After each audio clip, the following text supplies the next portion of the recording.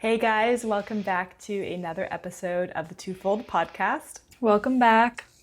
Today we have a very special episode that is going to be talking all things human design.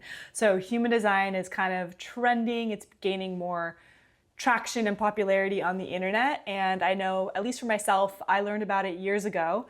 And I would kind of see it here and there, but I never fully understood it. And I feel like people weren't talking about it.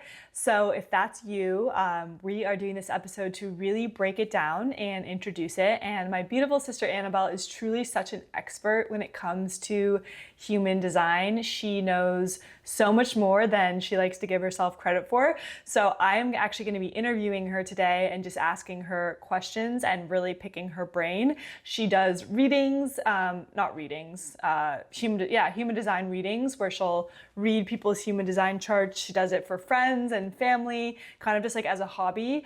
And so if anyone's interested in a reading, we can also do that. But for today's episode, let's just get into the nitty-gritty of human design. So first question, what is human design? And talk to us about it as if you were explaining what it is to a kid. Yeah, so human design, I guess you could kind of think of it in some ways similar to astrology. It uses the exact place, time, and date of your birth to measure essentially your energetic aura. So there is the idea that you have a physical body and then an energetic body. And it's a science in the sense that each moment in time there are subatomic particles called neutrinos. And so anytime somebody's born, you're kind of coming in through an energy portal. So there is then the way that that energy is meant to function in the world. So it's, again, measuring your energetic aura, and it gives you essentially a blueprint of how your energy type is meant to function. There are 5 different energy types. We're going to break those down for you, but that is kind of at its basic level what it is. Thank you, Caroline. I am by no means an expert, but Jenna Zoe is I would say is the kind of leading human design expert, and she breaks it down far more eloquently and clearly. And if you want to go more into the science behind it. Yeah, so I would love to hear a little bit more about how you first discovered human design and why you were drawn to it, and like when and how your human design journey started.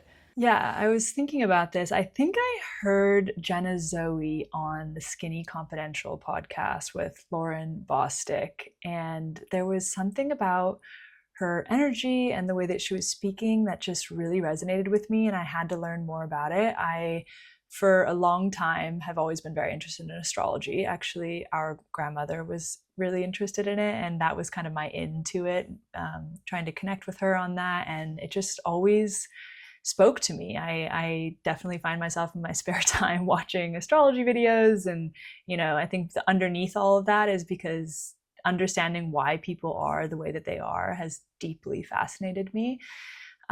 So when I found human design, it just really clicked for me. And I immediately started reading about it. And when I learned about my human design as somebody who's probably struggled with self-doubt for a lot of my life, it made me feel seen and understood in a way that I almost can't even put words to. I think I felt like I was running upstream, swimming upstream, and there was a lot of shoulds and feeling like I should do this, knowing inside it didn't really feel right. But, if you look at society and what is, how people are successful, I was trying to work in a way that was not aligned with my own energy type. So just really giving yourself permission to be who you, I think, deep down in your core, know yourself to be. And that was kind of my entry into it. Yeah, and I think it's something that's talked so much about, especially with women. I see a lot more women talking about human design than men, and especially women who are spiritual or, on a growth or a healing journey. So why do you think human design is so relevant to women and women who are healing? Yeah, this actually just pinged me now, but I think that there's this deep knowing that pushing yourself to work in a way that society is rewarded but isn't necessarily right for you is just no longer going to fly. And people are starting to look for kind of alternative ways, and they're connecting more to their feminine energy, and they're trying to understand more why they are the way they are and how they can live in alignment. So I think it gives you that. And another point is that it really takes out the comparison piece. I think once you recognize that you're meant to function in a certain way, you also realize that everybody else is meant to function in their own specific way. So you're not comparing yourself then to, oh, well, and especially amongst women, oh, she's doing that, therefore I have to do that as well. I think it's a really beautiful thing when you can be so true to yourself and know that you have your own back and know what's right for you, but that doesn't mean that somebody else is wrong in the way that they do it. Yeah, 100%. I think that's something that we talk about so much, and like our mantra is kind of healing through self-discovery. And so when you can really understand yourself and also understand the people in your lives deeply, it just takes out so much of the friction and lack of understanding. I think so much conflict, whether it's inner conflict or conflict with other people, is about a lack of true understanding. And so human design is a great way in order to really understand yourself and other people. So on that note, I want you to walk us through the different energy types. So I know human design is like, the charts are very, very complex. There's so much to them, and we couldn't possibly go through everything on this sort of introductory episode. But one of the main parts of human design are the energy types. So walk us through all of the energy types. Let's start with projectors. I'm a projector. So yeah, tell us more about projectors.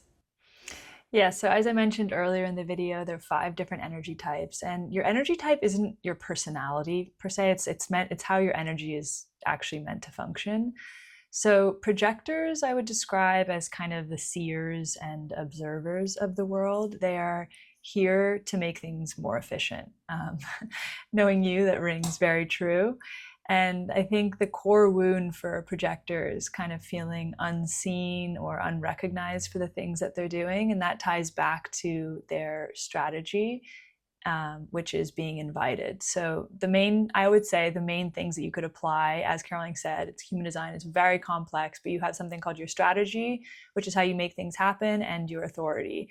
So your strategy for a projector is to be invited. So you really have to sit tight and wait until the opportunities come to you. And the outside world has told you that you should go and, force things and network and all these sorts of things. But the more you can wait for opportunities to come to you, is how your energy will really flow. And also, they have an undefined sacral, which is a motor center. So you're essentially responding to the energy of the people around you, which often means that you need a bit more rest. You're not meant to be working around the clock. And I think that, I don't know if that you want to speak on that, Caroline, as a projector yourself, but I think that there's this idea that you should be working 24/7, and projectors often need a little bit more rest because a lot of the quote work that they should be doing is actually the observing and kind of seeing how things could be more efficient. Yeah, I think this really changed my life when I learned about it. It was so validating because for so long, I'm definitely the type of person who I don't need to put in as much work because I'm really efficient when I am working. But I would kind of shame myself for not when I wasn't busy or working 24/7. And I also felt like tired all the time because I wouldn't allow myself the rest that I needed. And I would compare myself to other people and be like, there must be something wrong with me. Like, why am I so tired? Why do I need so much time to recharge? So learning about my human design has been really validating and has kind of allowed me to live according to how I'm meant to. And it just takes off so much stress from your life. Also, really want to quickly encourage listeners, if you don't know what your human design is or your energy type, to quickly pause. And there's a lot of websites where you can put in all of your birth information for free and get back your human design chart, or at least like an abbreviated version. They'll always tell you your energy type because that's kind of like one of the core components. So I really encourage you to pause and figure out your energy type if you don't know it already, because it will make all of this just so much more valuable. But on that note, let's get back into it. Next energy type, generator. Tell us. Yeah, generators. So I'm a generator. Generators are meant to essentially generate good energy, by doing the things that they love. And I think that the core wound for a generator is that they were praised for doing things that they should do as a child. So there's a lot of conditioning around, or I should do this, I should do that. And the idea of literally just following the things that light you up is, I mean, such a foreign concept. It can be that easy, but it's really hard to do in practice because of all the conditioning. So they are really here to master a craft. They have a defined sacral. You wake up each and every day with a lot of energy. You want to direct it towards your purpose. You want to direct it towards your craft. And I think too that generators often can look around the outside world and feel like everybody's doing different things and, diversifying and, doing more things is better. But actually that's the time when you double down on your craft even more, and something entirely new can come out of you. And how does a generator differ from a manifesting generator? Because I know that there's also manifesting generator as another energy type. Yes. So also just one last point on the generators, your strategy is responding. So you can see it as kind of life is always going to be giving you things to respond to. And the more quickly you can say no to the things that don't light you up and spark joy, the more good things will come to you. So it's really using that joy as your yes or no. Do I want to do this? Do I not? And the more you lean into the things that light you up, the more energy you'll have. And I've definitely even found that in my life when I kind of feel like I'm doing things with the intention or the feeling of I should be doing this. I feel dead. I don't have energy. And I've just recognized so much the more I've learned about this and paid attention to it, that it's not necessarily about what I eat. It's not about how much coffee I've had or how much I've slept, but it's about following the things that really stir that generator energy inside of me and light me up. And when I'm doing those things, I feel like I could, go run a marathon. I get very excited. Caroling is often on the other end of my voice notes when I'm, going off about something that gets me excited, and you can really feel that energy. But as she said, then you also have manifesting generators. So like the generators, they also have a defined sacral. They do have that kind of generator energy, fire, workhorse type in them, but they're not meant to master one craft. They master things very quickly and then they move on. So I think the core wounding here, so they should be doing a lot of different things in their life, and they then can tie it together in a way that the world has really never seen before. And I think that the core wounding here for manifesting generators is the feeling that you are flippant, you can't decide in a world that tells you that you have to know what you like and know what you do. And there's that kind of shifting and doing different things. Caroline, your boyfriend is a manifesting generator, so maybe you can talk a little bit about how that has showed up for him. Yeah, I think for so long, as my projector energy is all about how can we be efficient, how can I observe, I would watch him kind of like ping pong between things and get bursts of energy and then switch, and I would be like, no, stop, pick one thing. It would be so much more efficient if you just picked one thing. Because he learns things so quickly and he has an insane amount of energy to pour into things. But really, that's exactly what he should be doing, is kind of going between things, and he's not meant to be tied down in one direction. And just having that awareness has really allowed me to be like, wow, you go, Glen Coco, you live exactly according to your type. And it ultimately makes things so much better because he ties things together, and he also has a lot more energy than I do. And sometimes, that was really hard when we first started dating, because I would get more tired and he would, always want to be on the go. And so for him, it was equally helpful to understand my projector energy, that I need to slow down and I need more time to recharge. So yeah, having just an understanding of the other person, it's so helpful. Yeah. So moving on to manifestors. Manifestors inform. That's essentially what they do. They have these large bursts of energy, and in the time between them, they should rest. I think the core wounding for manifestors is the feeling that they need to kind of ask for permission, or they're very independent. They know what they need to do, how they need to do it, and they just want to go and do that. But they're often then, as children, probably, parents are trying to manage them, or they're out of fear, or whatever it is.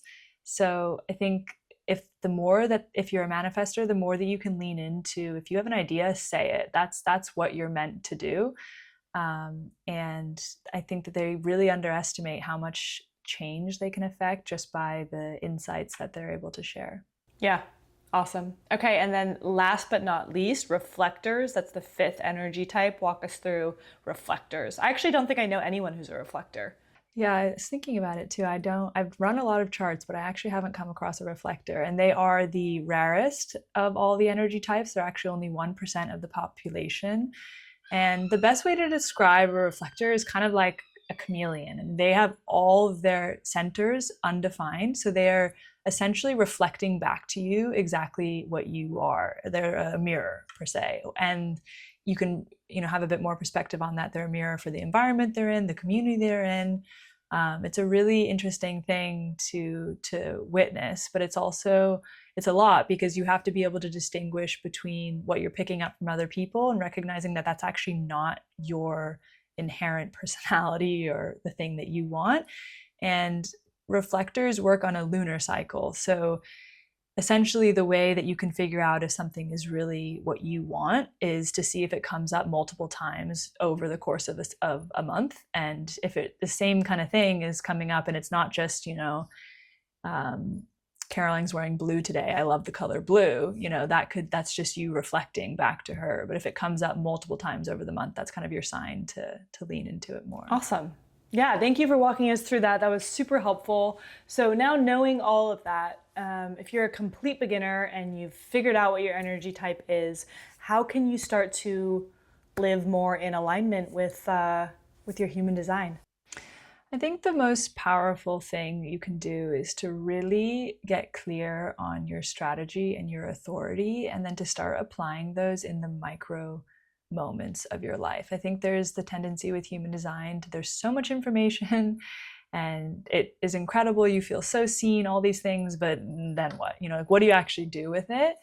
And the strategy and authority are two aspects of your chart that if you follow those, to every single little micro moment, you'll start to build up evidence of how it actually works in your life. And the more evidence that you have, the more you can see, whoa, in those times that, your conditioning wants to kick in and you think, oh, I should be doing this. And you think, okay, no, I'm going to come back to my strategy and authority.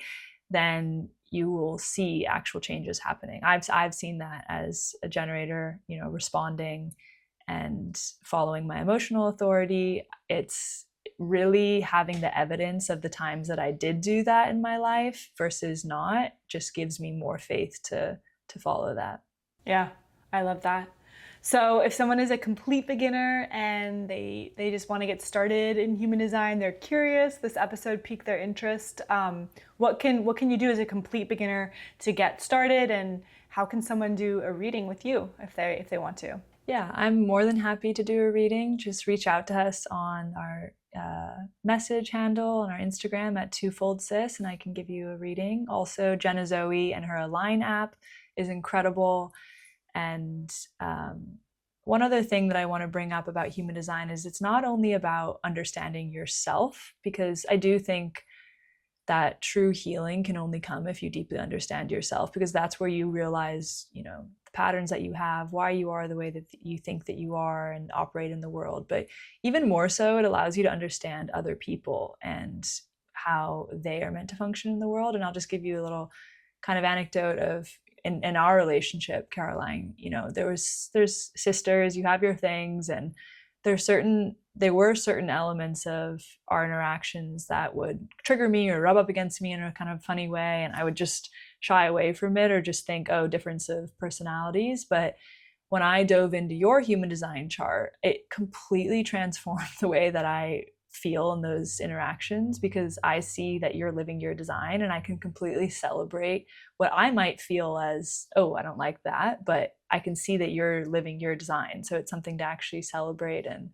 I think it's a beautiful thing in relationships, because if you can't understand somebody else's experience of the world, it's difficult to really connect. You're often talking about the same thing, but you're not really talking about the same thing. So it's such a powerful tool, not only to understand yourself, but also understand the people that you love. And it gives you really, I think, a doorway to real connection. Yeah, I love that. And something that we do a lot is combine human design with other sort of like personality type things and self-discovery tool. And when you can use human design as just like one piece of the puzzle to truly understanding yourself and the people in your lives, I mean, every relationship is going to be enhanced and you're just going to live with so much flow and alignment. So I think it's a really, really powerful tool. And if you're looking to, just understand yourself better and create a lot more ease and flow in your life, I think human design is truly a great avenue to